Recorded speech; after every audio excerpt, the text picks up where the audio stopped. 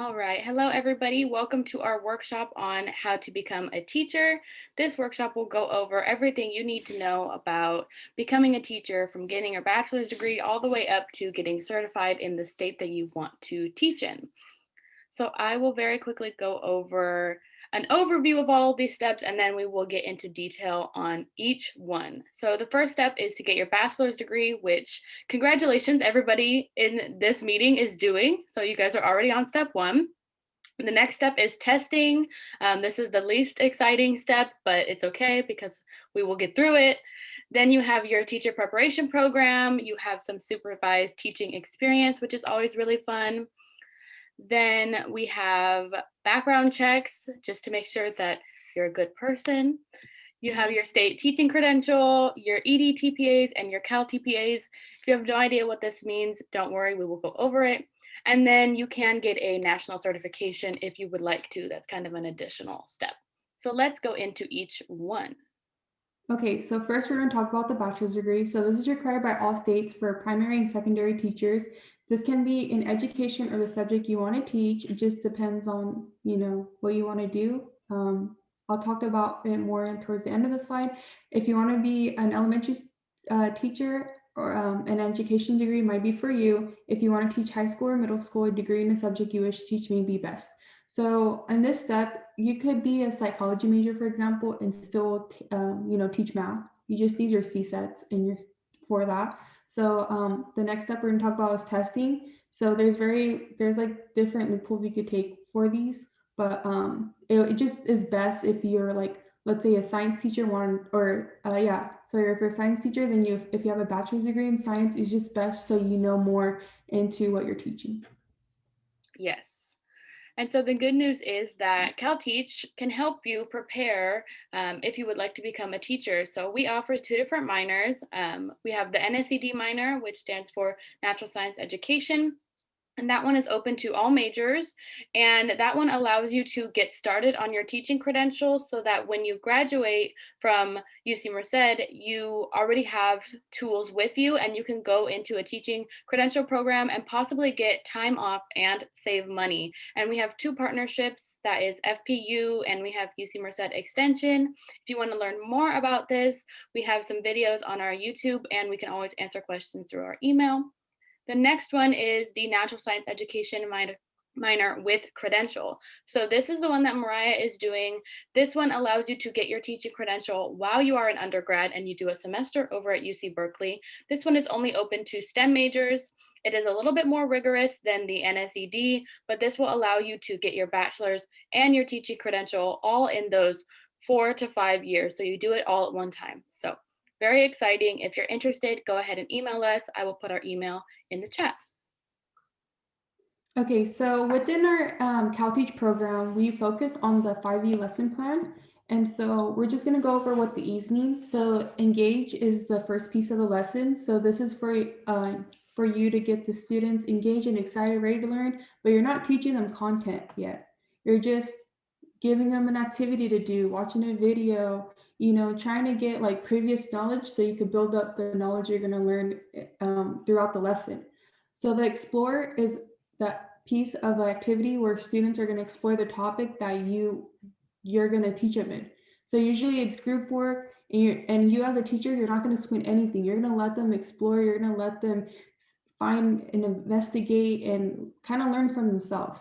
And so that's how it goes to the explain part. So students are investigating and explore, and then after that, they're going to explain their investigations or findings from the previous activity. And teachers may add some new information at the end just to like collect all the thoughts together, get a full consensus of everything. And the elaborate is another activity that goes deeper into the explore and explain, just to build up everything, all that knowledge, so that students are mainly like getting all the information themselves and being investigators within their group. And it's more of an explanation of finding things. And lastly, evaluate. Teachers evaluate how much the students learn through a project test. This is more of like a summative piece where teachers see like, okay, in the lesson, did the students the explore, the elaborate, was that part of like how they got to learn? And so that's how evaluate is. And so that's just an overview of how our 5E lesson is. If you took any of our NSCD courses, you should be familiar of how to write a 5E lesson. And through our CalTeach program, it's just a big focus that we do just because education is growing into more of student and group work. And so discovery and like science and math is the way how education is leaning more towards. So that's how we focus on why we focus our 5E lesson on that. Yes. All right, so now step 2, testing. So this is the part that I told you is less exciting, but there are 2 exams you have to take to become a teacher. The first one is called the CBEST. This stands for the California Basic Educational Skills Test. So this is usually taken during your undergrad after you complete about 90 units, which is usually somewhere around your 3rd year.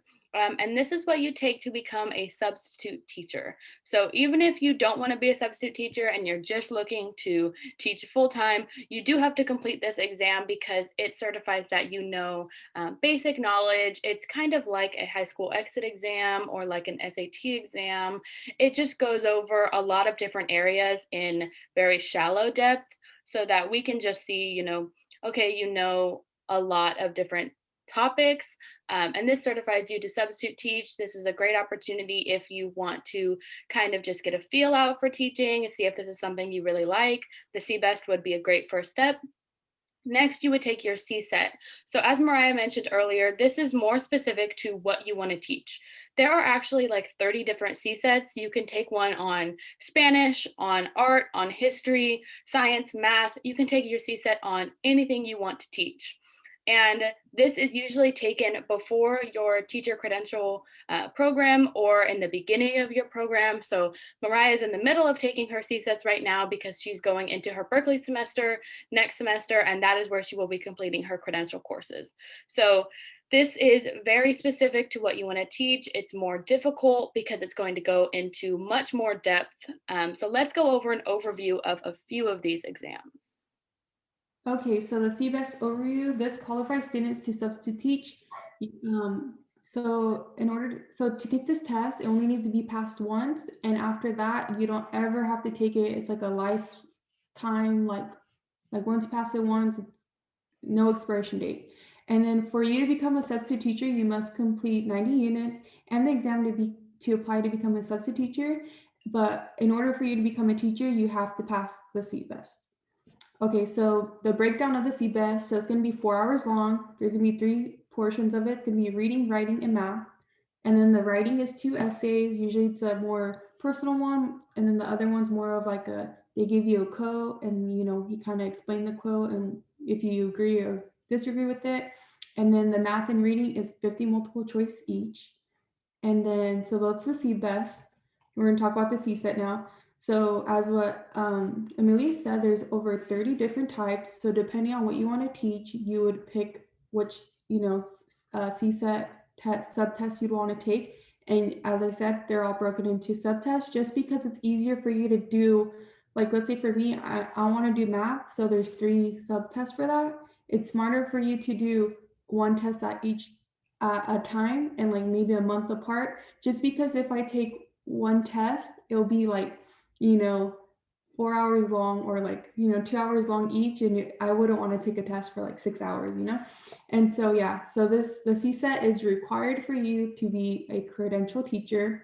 And these are the different types we have. So we have these are examples of what, I'll answer your question right now, Andrea. So what if a person decides they want to teach after they graduated? Can you take these tests still, or can they only be taken? No, so these tests are required for you to be like to apply for a teacher credential program, and you need to pass these tests before you go into student teaching. So it's just I believe your first semester of like your credential program, you don't have to do I don't think you do student teaching yet. It's usually like your second semester, but before you start teaching students, you have to pass the CSET.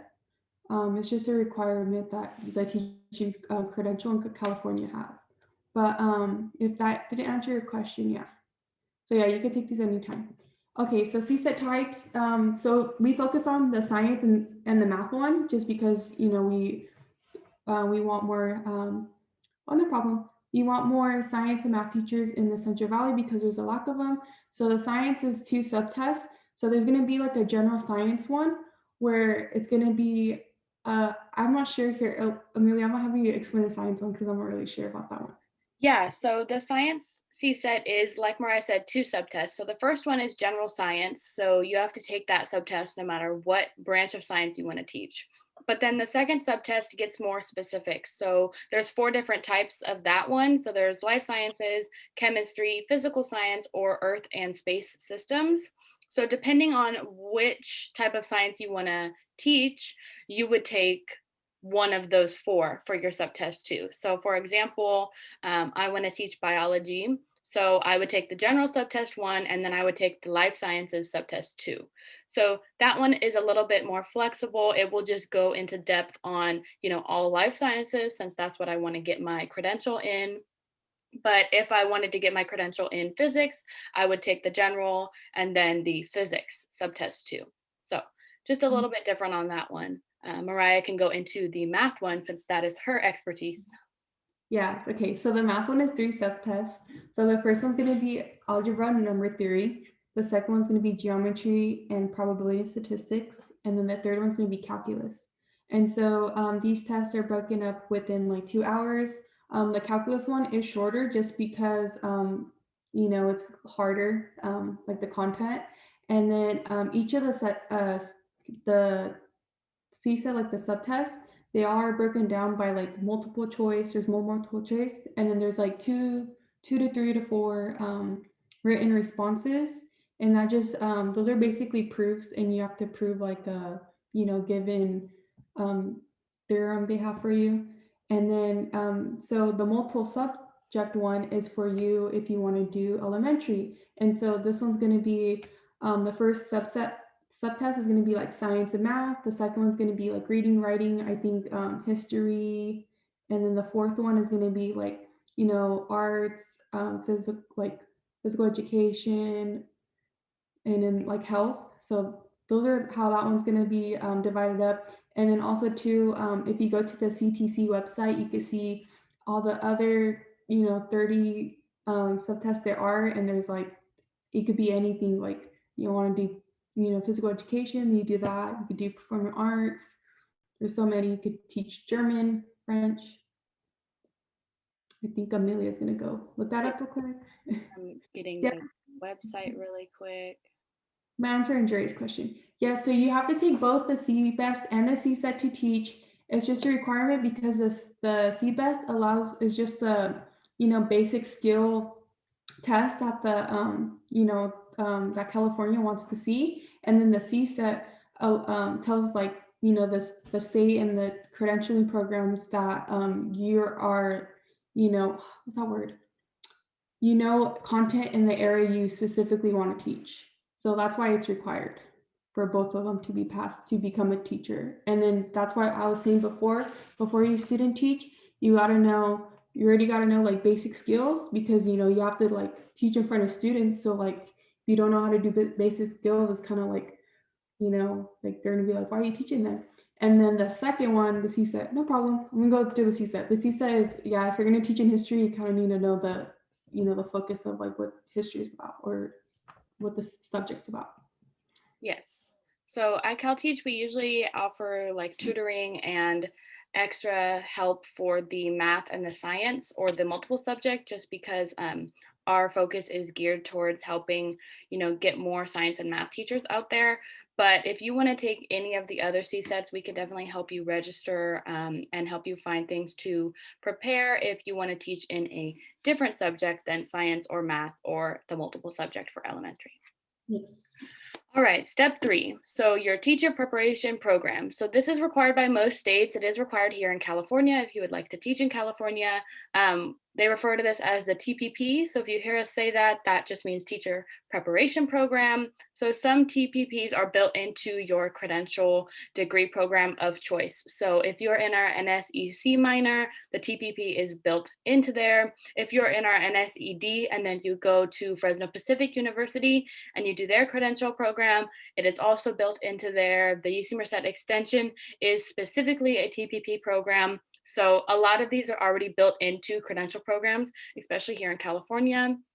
This prepares you to go into the classroom and having all of the skills you need to teach. So it will go over the 5E lesson like we discussed earlier. It will go over how to deal if you have different students in your classroom, if you have English second language learners, if you have anyone with special education requirements, if you have any students in your classroom, it will help you prepare to be the best teacher you can be, and it will give you all of those skills. So you always have to ensure that your TPP program is approved by the CTC, which is the California Teaching Credential.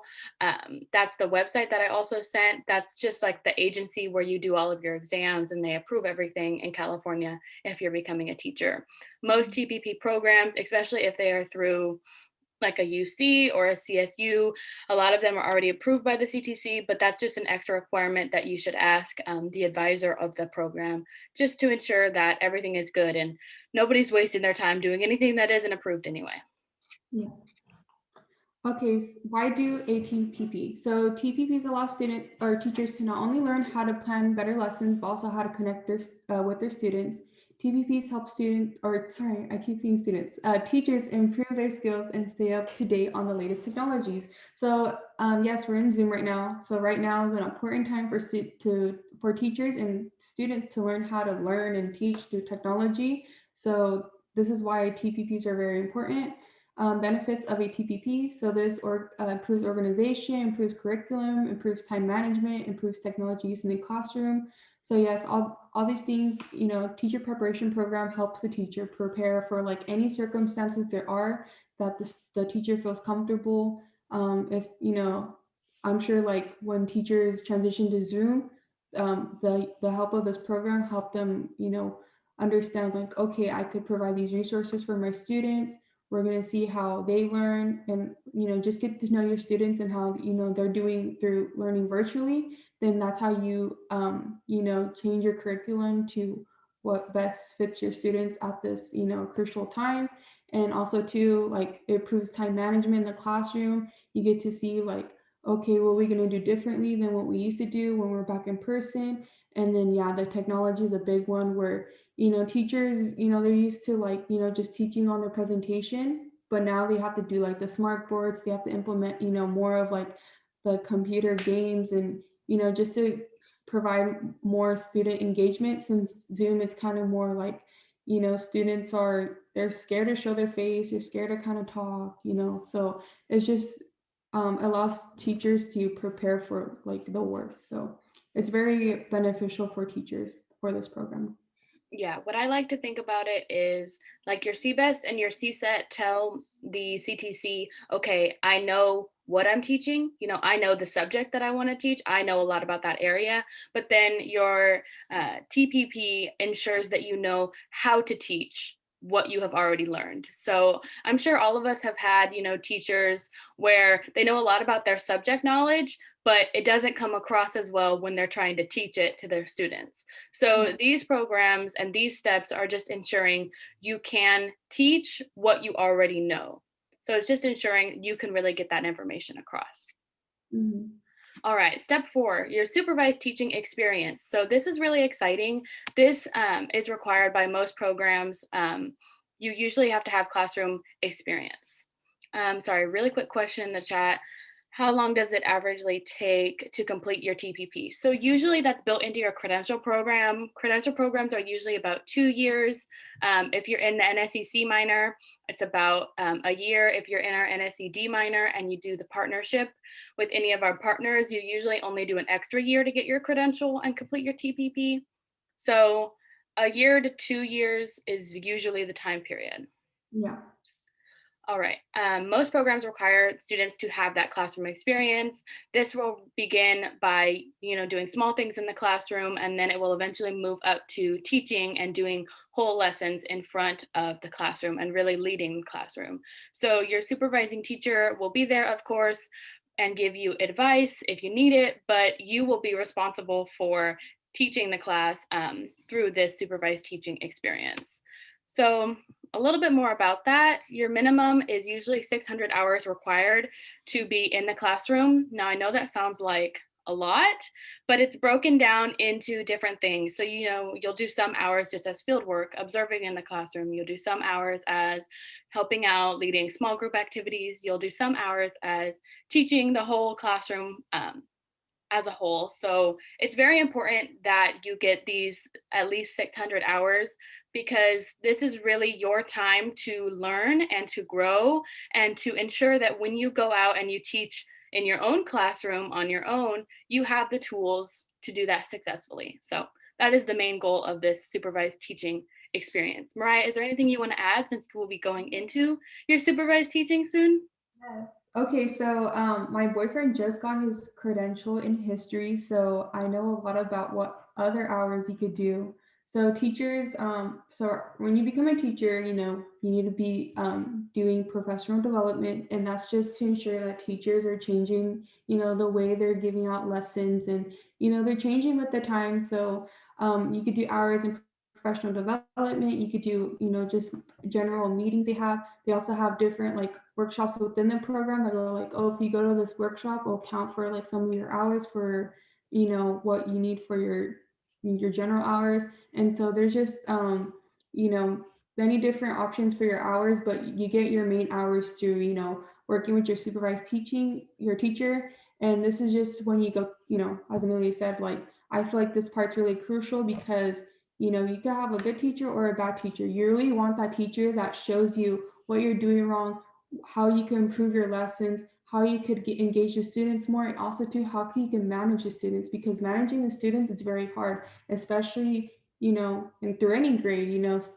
Students feel like they're at their age, or like I don't have to listen to this new teacher that's coming in. They're not my regular teacher, so why should I give them the respect? So as a student teacher, you need to learn how to connect with them so they could give you that proper respect in order for you to, complete your lessons and do everything you need for your program. So that's very crucial. Yes. All right, step 5, your background check. So this is usually done by going to get your fingerprints taken, and then they run a background check. This is required by all states, which I think is a good thing. Require all teachers to make sure that they go through the background check. They usually, if you're going to pass to get your teaching license, you have to do this background check first. Usually, you go through the school district or the state. They'll go ahead and let you know where you can go to go get your live scan fingerprints and everything. And this looks at state and national criminal records to ensure that everything is good and there's nothing that will be bad, for the students since you will be working with minors. So this is really essential. Usually fingerprinting doesn't even take that long. It's only maybe like 5-10 minutes, and then they run it, and then they'll get back to you in a few days or a week, and they'll send that to the school district to make sure everything is good. Yes. Okay, so state credential. So all public school educators need a state credential. So this usually varies by states, but requires again a bachelor's degree and passing your exams such as the CBEST and CSET. If you want to teach in another state, you must look at what they need for their requirements because California's they changed their curriculum to where they want teachers to know what they're teaching. They want teachers to learn how to run a classroom, how to behave with students. So it's a lot of steps that California does, but through different states, it just varies. So usually, as what Amelia said, credential programs usually take 1.5 years to complete, just so it gives you enough time for like you to learn how to become a teacher is very critical because this is like usually a lifelong career that people do. And so learning how to manage, and learning how to manage students and learning how to change your philosophy as a teacher and what you're going to teach is very crucial. But with our program that we have and our minors, you could of course if you take some of our classes, you could shorten the time for it you to complete your credential. For example, my boyfriend, he wanted to do history. He took some NACD courses at UC Merced. With those courses, he gained some hours in the units, and he went to Stan State after to complete his credential, and it only took him 1 year. And so compared to 2 years, you would rather just use your resources that you have We have a lot of resources at UC Merced. So, you know, I would say take advantage of it just so it will just save you time and it will save you money at the end. Definitely. All right, so this is something that's probably new for everybody. Mariah and I were just talking. We actually just learned about these not too long ago. So your ED TPAs and your Cal TPAs. So there's two different things. The good news is you only have to do one of these two, and we'll go into that a little bit. So what are ED TPAs? This is an assessment for new teachers to test if they are ready to go into the classroom on their own. This helps teachers to get their credential and their accreditation with each state. So it matters what state you want to teach in if you take your EDTPA or your Cal TPA, and the next slide will show that. Cal TPAs are the mandated state exam for California teachers for multiple subject or single subject credentials. This exam is designed to test if the candidate is ready for their skills and their knowledge to meet the teacher performance expectations of that state. So these will test if you are ready to be a teacher. This will focus more on the how to teach, things that you've been learning in your credential program and your TPP. So this will really focus to tell the state that you want to teach in, yes, I have all the skills needed to become a teacher. So here are the states that only accept the EDTPA. And then in the yellow, these are states that either have their own policy, since unfortunately it isn't like, you know, through the whole US, there's one standardized way to do it. It really differs state by state. So these states down in the yellow will have their own policy, or they also accept the EDTPA. So like California, we have the Cal TPA, you would do that instead of the EDTPA if you want to teach here in California. But say I wanted to teach in Mississippi, I would do the EDTPA. All right, I know we have a question. Let me look at that. Do you take your CBEST and your CSET before starting your TPP? Okay, your CBEST definitely before starting your TPP, just because that test is usually done by the time you have about 90 college units. So definitely do that one before. And then your CSET, they really want to see that you're starting on them. So you don't have to have it finished, but maybe have one subtest or two subtests done and then have the rest scheduled for when you're going to take them. They really want to see that you're trying to finish them or you're on the way of finishing them before you get into your credential and your TPP program. Because in that program, they're going to focus on teaching you how to teach. They already want to know that you know what you're teaching. They don't want to have to worry about teaching you subject matter because you should have already done that in your undergrad or proving that on your CSET. Yeah, of course. Let me ask.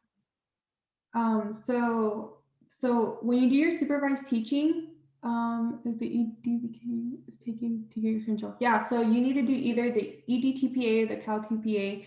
So I'll go more into this right now. So when you do your supervised teaching, this is basically when you start doing your ETPA and Cal TPA, just because you need to have your CSETs before you student teach, and while you're student teaching, you're going to do your TPAs during that.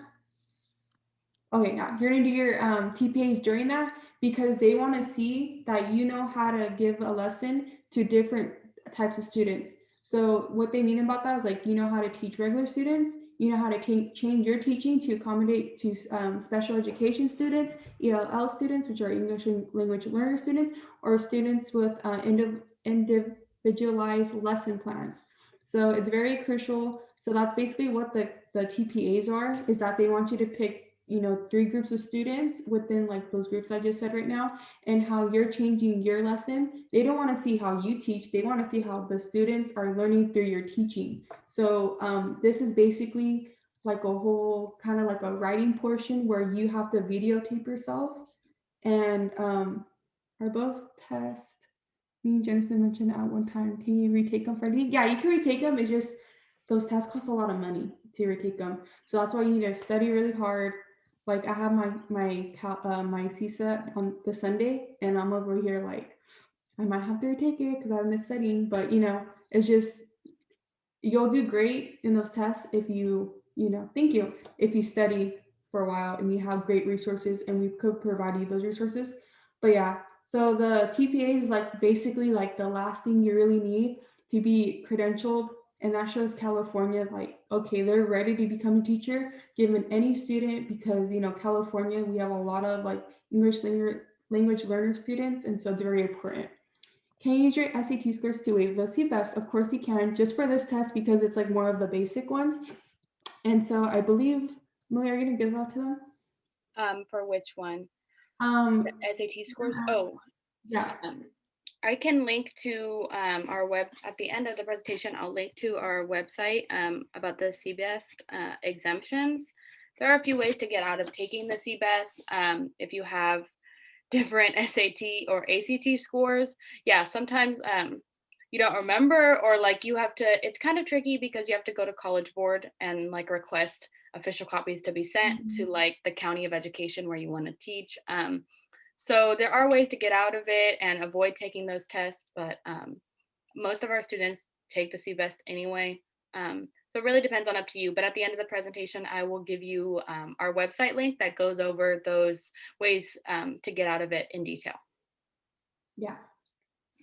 Also in the chat, I was putting to one of the questions, you know, when do we take these exams? So your CBEST you would take in undergrad. If you're going right from your undergrad to a credential, you would do your CBEST in undergrad. You would start your CSETs in undergrad and finish them ideally either before your credential or very soon into your credential program.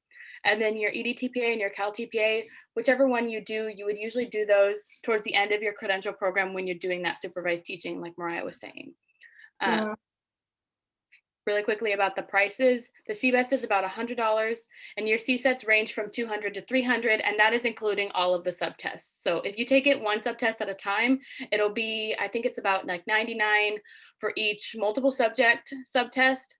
And then it's about like $140 for each science one and like $120 for each math one. So altogether, it's about $200 to $300. Are the CBEST and CSET available to take anytime?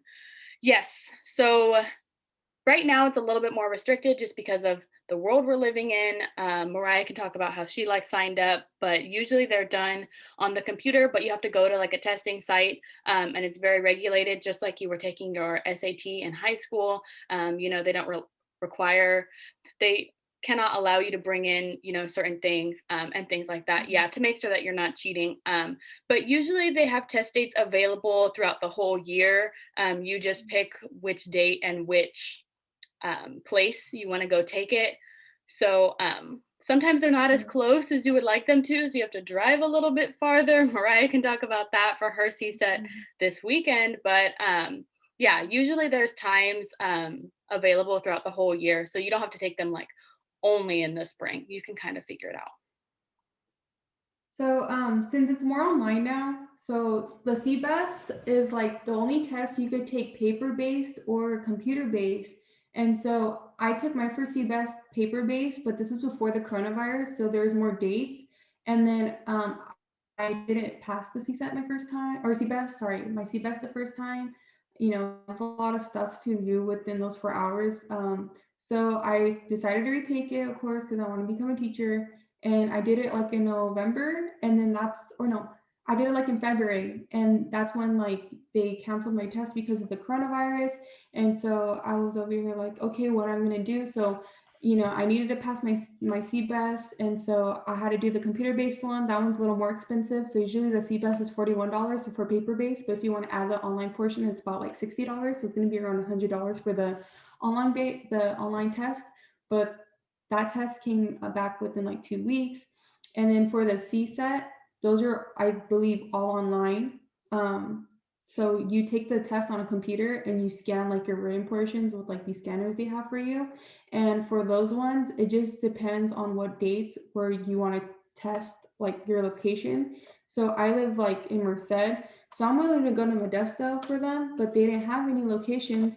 So like I got looked out because my boyfriend, he lives in like Visalia, kind of Fresno area, and like, you know, they have like testing centers that are still open during this time. So I got my test in Visalia for, you know, this CSET, and it just depends on where you're at.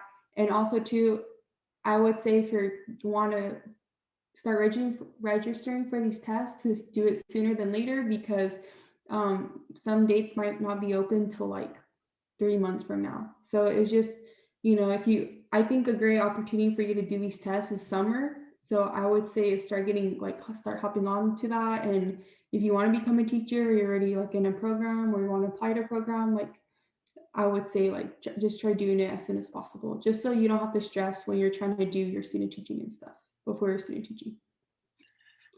All right, final Okay. step. So Mariah, we can go over this. We're nearing the end of our presentation. So we will go over this and then we will take more questions and I will get those links to you all.